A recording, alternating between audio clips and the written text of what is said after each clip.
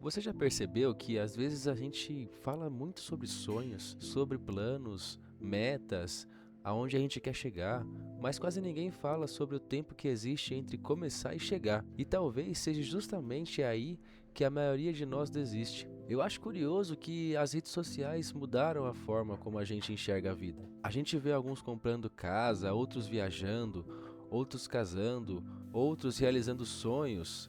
E sem perceber, a gente começa a comparar o resultado dos outros com o começo da nossa própria caminhada. Talvez seja por isso que tanta gente esteja frustrada, porque a gente aprendeu a admirar o destino, mas perdeu a capacidade de enxergar o processo. E o processo é estranho, porque ele quase nunca parece importante quando está acontecendo. Quando a gente começa um projeto, a gente tem muitas ideias, é cheio de esperança, tudo parece possível, fazemos planos, a gente calcula, organiza, pensa no caminho e, por alguns minutos, parece que você já sabe exatamente como tudo vai acontecer, até que a realidade aparece. O dinheiro não dá, o tempo não sobra, as pessoas decepcionam, as coisas atrasam, o planejamento muda e às vezes você começa a pensar que fez a escolha errada.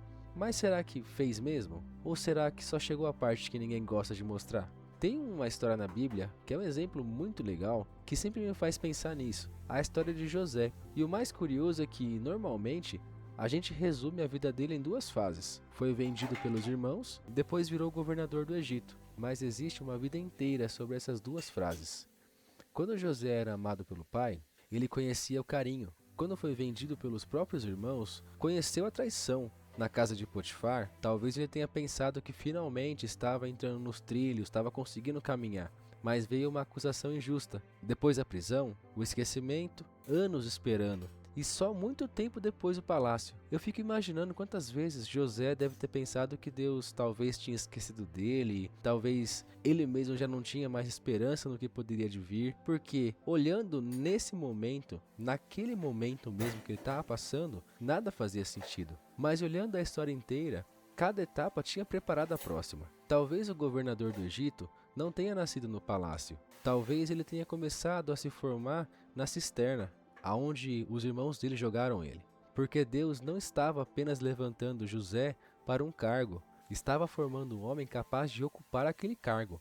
Existe um texto em Eclesiastes que também é muito interessante e cabe bastante sobre esse tema. Há tempo de plantar, há tempo de colher, há tempo de chorar, tempo de rir ou até mesmo de perder. Tempo de encontrar também existe. Eu imagino que Deus nunca tenha trabalhado apenas com os destinos. Ele trabalha com o processo, com tudo que a gente aprende ao longo do processo. E eu vejo que esse é o nosso problema.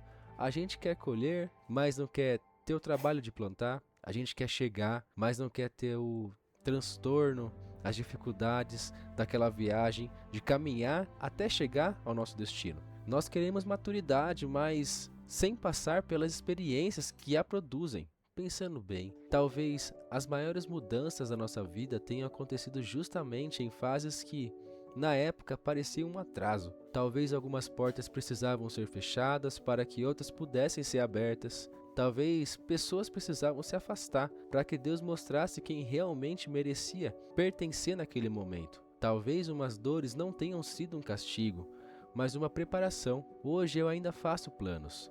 Eu sonho, eu tenho projetos, eu penso com certeza no meu futuro, mas eu tenho tentado olhar para o caminho de um jeito diferente, porque eu imagino que Deus esteja fazendo em mim algo muito mais importante do que aquilo que Ele está fazendo para mim.